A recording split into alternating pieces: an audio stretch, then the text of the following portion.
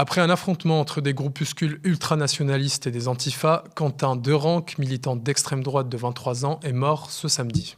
Les menaces violentes de l'extrême droite pullulent contre des militants antifascistes, insoumis et même des journalistes, alors que des groupes néo-nazis ont promis vengeance. Aux médias, on refuse de céder au sensationnalisme du moment et on va être très clair, l'enquête est en cours et les circonstances de la mort de Quentin Derenc ne sont pas encore connues. Plusieurs médias mainstream cèdent à la tentation de reprendre le narratif des groupes d'extrême droite pour criminaliser la France insoumise et les militants antifascistes. On refusera toujours de le faire. Cet après-midi, le procureur de Lyon a ouvert une enquête criminelle pour homicide volontaire et une enquête délictuelle pour violence aggravée et association de malfaiteurs. Ce soir, pour en parler, nous recevons donc une voix antifasciste, Chem Yoldash, ancien porte-parole de la Jeune Garde et candidat au municipal à Strasbourg. Chem, merci beaucoup d'être avec nous. Ah, je crois qu'on ne t'entend pas. Peut-être que le micro n'est pas activé. Normalement, il est activé. Oui, on t'entend très bien maintenant. Chem, merci beaucoup d'être avec nous ce soir. Comme je l'ai précisé dans l'introduction, tu es un ancien de la Jeune Garde. D'abord, première question, comment tu vis ce moment depuis ce week-end avec ce que l'on a vu à Lyon? D'abord, merci de me recevoir. Et oui, je suis l'un des anciens porte-parole de la Jeune Garde antifasciste.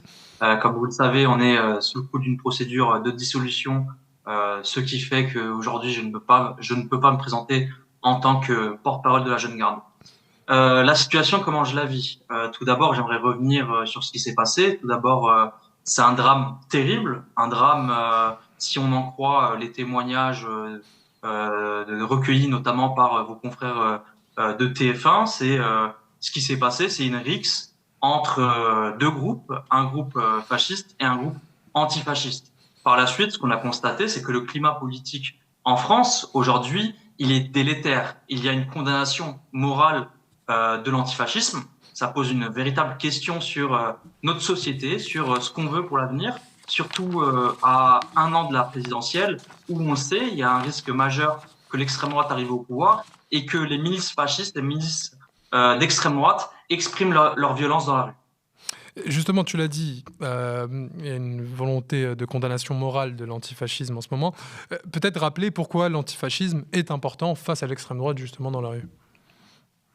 Tout d'abord, en fait, ça en revient à pourquoi on a créé la Jeune Garde. Lorsqu'on a créé la Jeune Garde, c'était notamment dans le contexte de la montée du Bastion social, qui était un groupe néofasciste qui s'implantait partout en France. C'est parce que au niveau de l'État, il y a une inaction qui laisse l'extrême droite violente se développer, qui l'encourage, alors même que la menace terroriste d'extrême droite est l'une des plus importantes menaces aujourd'hui en France. Et nous, avec la Jeune Garde, on s'est créé, c'est pour répondre à ce manquement, notamment de l'État, qui laisse l'extrême droite agresser, violenter, mettre des coups de couteau. Alors nous, on venait de différents horizons, on venait du milieu associatif, du mouvement social, et on s'est dit, on va pas se laisser faire face à l'extrême droite.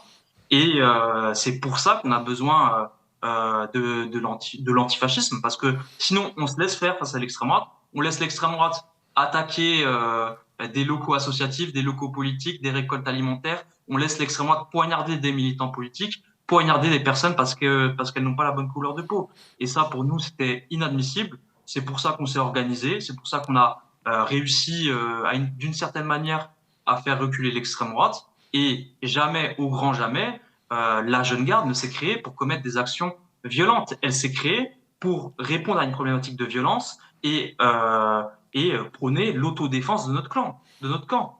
Lorsque je parle d'autodéfense, c'est-à-dire que la Jeune Garde ne commet pas d'agression. Elle se défend face à des attaques de milices fascistes. Tu l'as dit, il y a une véritable criminalisation de l'antifascisme en ce moment. Ça, comment tu l'expliques? On a entendu des déclarations de la part du gouvernement. On peut d'ailleurs en écouter. On peut peut-être écouter le ministre de l'Intérieur, Laurent Nunez. Et c'est ce qui s'est passé pour la Jeune Garde, qui est un mouvement qui a été dissous à l'été dernier. Il y a un recours pendant, mais le mouvement a été dissous. Et l'enquête permettra de confirmer ou pas si c'était des militants de la Jeune Garde. Mais en même temps, les témoignages vont en ce sens. Oui, on voit qu'il n'a pas trop attendu les conclusions de l'enquête non plus. Oui, c'est ça. C'est pas quelque chose de nouveau. Aujourd'hui, en France, on est dans un processus réel de fascisation de la société. Si on reprend les dernières réformes de Macron qui a accentué la répression avec la loi sécurité globale, avec un ensemble de mesures, avec la condamnation morale de plus en plus fréquente de la gauche, de la cause palestinienne et aujourd'hui de l'antifascisme, c'est un processus de fascisation qui s'exprime depuis très longtemps. On l'a vu notamment aussi au moment où il a dissous l'Assemblée nationale. Pour Macron, c'était très clair. Macron, il le disait dans des dîners un peu mondains, que son objectif, il avait deux objectifs. Soit c'était d'avoir Bardella en Premier ministre et de faire un gouvernement de coalition avec l'extrême droite, soit réussir à jouer le vieux jeu des politiques libérales, c'est-à-dire paraître comme un rempart face à la menace fasciste. Pour lui, c'était du gagnant-gagnant. Malheureusement pour lui, il y a eu le NFP. Aujourd'hui, j'ai entendu notamment la porte-parole du gouvernement disant que on ne peut pas voter pour la France insoumise innocemment. Nous, ce qu'on dénonce, c'est la responsabilité morale du gouvernement. Pendant très longtemps, l'extrême droite s'est exprimée de manière violente et le gouvernement n'a rien fait. Je peux parler de Saint-Brévin, où un maire de centre-droit s'est vu brûler sa maison parce que il voulait accueillir un centre pour personnes migrantes. Je peux parler des Vosges, où un militant insoumis s'est vu brûler sa maison pour la simple faute qu'il était insoumis. On peut parler de Romans-sur-Isère, où vraiment les milices d'extrême droite ont voulu faire un pogrom. Et face à ça, qu'est-ce qu'on voit? C'est que le gouvernement macroniste a été inactif, a été passif. On a l'impression qu'ils disent vraiment aux milices d'extrême droite, vous avez carte blanche. Et ça, nous on le dénonce, on refuse que les insoumis portent la responsabilité, la culpabilité morale qui revient au gouvernement par son inaction face aux nervis d'extrême droite. La mort de ce jeune militant d'extrême droite, ça a créé un véritable débat médiatique et ça a une résonance quasi sans précédent dans le traitement médiatique de ce genre d'affaires, parce que quand on regarde aussi d'autres noms qui ont été des noms qui ont été tués par l'extrême droite, Clément Méric, Jamal Benjaballah, Hichem Miraoui, Federico Martin Aramburu, on voit bien qu'il y a pas la même différence, il y a une différence de traitement assez claire, que ce soit médiatique ou politique. Tout à fait, et ça s'explique par ce processus de fascisation qui nous condamne, si on l'accepte, si à gauche on l'accepte, si les responsables politiques l'acceptent, nous condamne à l'impuissance face à cette montée de l'extrême droite et cette prise de pouvoir potentielle en 2027. Là, on parle des élections municipales, mais dès septembre, on sera sur les élections présidentielles et les nervis d'extrême droite seront présents dans toutes les rues en France afin de chasser. Et ça, les médias traditionnels ne vont pas en parler. Et c'est pour ça qu'il ne faut pas criminaliser l'antifascisme, qu'il ne faut pas l'abandonner. Et surtout, il ne faut pas abandonner l'autodéfense face à l'extrême droite parce qu'au niveau de l'État, on n'aura aucun soutien. Et depuis, d'ailleurs, on a vu les dégradations des permanences parlementaires de la France insoumise, des violences contre des militants de gauche, aussi des lieux qui ont été ciblés, une mosquée à Lyon, on en parlera tout à l'heure dans notre séquence consacrée à l'extrême droite lyonnaise, justement. Vous êtes candidat au municipal à Strasbourg. Vous le ressentez sur le terrain avec votre équipe, avec vos colistiers sur la liste ? Alors sur le terrain, non, on le ressent pas. On va dire que c'est pas un sujet pour la majorité des habitants de ma ville. Cependant, ce qu'on ressent, c'est que il y a une réelle tension. Dimanche, hier, des milices d'extrême droite sont sorties dans la rue avec des drapeaux croix celtiques en faisant des saluts nazis, en disant Quentin présent. Et sur les réseaux sociaux, c'est énormément de menaces, c'est des insultes racistes. Et effectivement, c'est quelque chose qu'on voit, et qui nous dit une chose très simple. On a raison de se mobiliser contre l'extrême droite. L'extrême droite, c'est un danger vital pour de nombreuses personnes. C'est un danger vital pour notre camp social, c'est un danger vital pour les personnes qui sont racisées, pour les personnes qui sont LGBTI. Et de ce fait, on est très fiers de porter à Strasbourg une liste antifasciste afin de dire à l'extrême droite qu'on ne baisserait pas les yeux, comme Clément Méric, on n'a pas peur de vous et on va continuer à militer et à vous faire reculer. On a beaucoup parlé du gouvernement et de la droite en général, mais on a l'impression aussi que la gauche institutionnelle lâche un peu les antifas dans cette séquence. C'est vrai, et moi je tiens à saluer tout d'abord Sandrine Rousseau, qui je le trouve a été celle qui en sort avec la tête haute.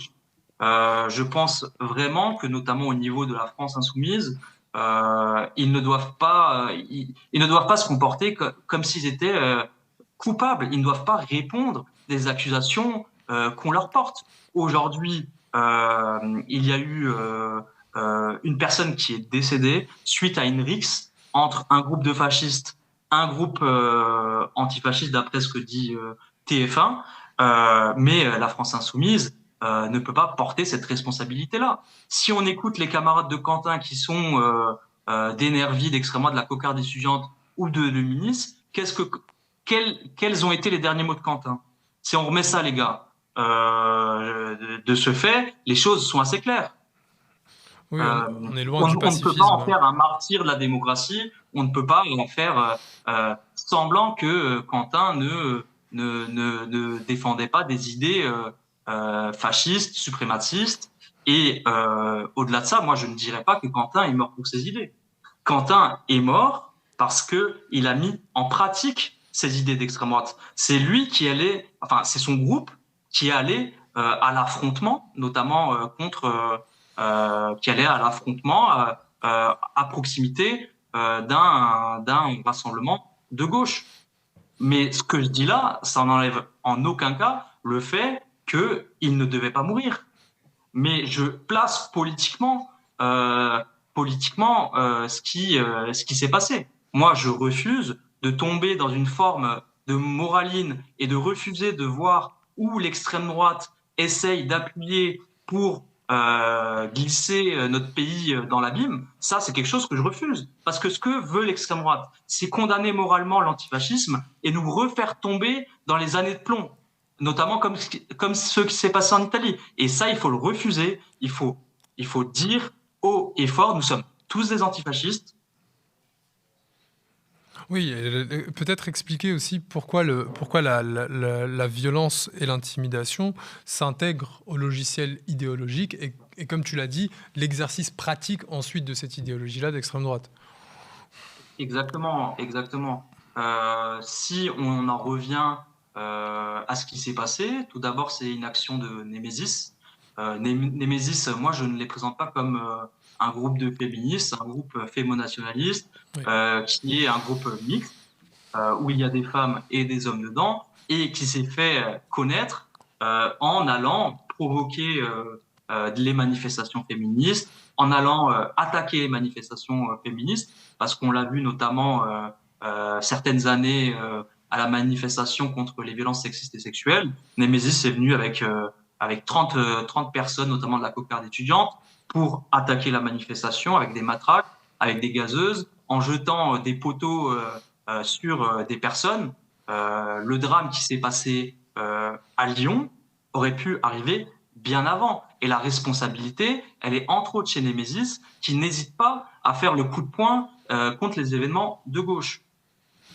Oui. Et ce drame-là aurait pu arriver dans un sens comme de l'autre. Oui, c'est le cas d'un affrontement entre deux groupes. C'était difficile d'imaginer de quel côté ça aurait pu tomber. Mais sans pour autant remettre en question l'aspect violent et l'aspect dramatique de cette mort. Comment on explique ce traitement médiatique? Quelles conséquences ça peut avoir? Est-ce que, en cas de condamnation morale de l'antifascisme, c'est un boulevard ouvert à l'extrême droite idéologique? Oui, là on est vraiment sur un glissement de notre civilisation. On est en train de réintégrer moralement, de réintégrer moralement le fascisme, ses héritiers. On est en train d'abandonner la connaissance historique qu'on a du fascisme, l'histoire de nos luttes antifascistes, de la résistance. C'est quelque chose, comme je l'ai dit, qui, dans les prochaines années, va se faire sentir. Si demain, on ne peut plus être antifasciste, on laisse un boulevard à l'extrême droite, on laisse l'extrême droite s'organiser, on laisse l'extrême droite être violente, parce que lorsqu'on a créé la Jeune Garde, il n'y avait, à Lyon, par exemple, il n'y avait quasiment pas de réponse du côté des antifascistes. Mais la violence de l'extrême droite, elle s'exprimait chaque semaine. On avait une agression par semaine, notamment dans le quartier de la Croix-Rousse. On avait des coups de couteau. On avait cette violence-là qui s'exprimait librement et les pouvoirs publics ne faisaient rien. Aujourd'hui, ce qu'on sent, c'est que c'est aussi une manœuvre politique du pouvoir présidentiel, des macronistes, afin de salir un concurrent qui est la France insoumise. Merci Chamiel Dash d'avoir été avec nous. Merci beaucoup d'avoir pris le temps.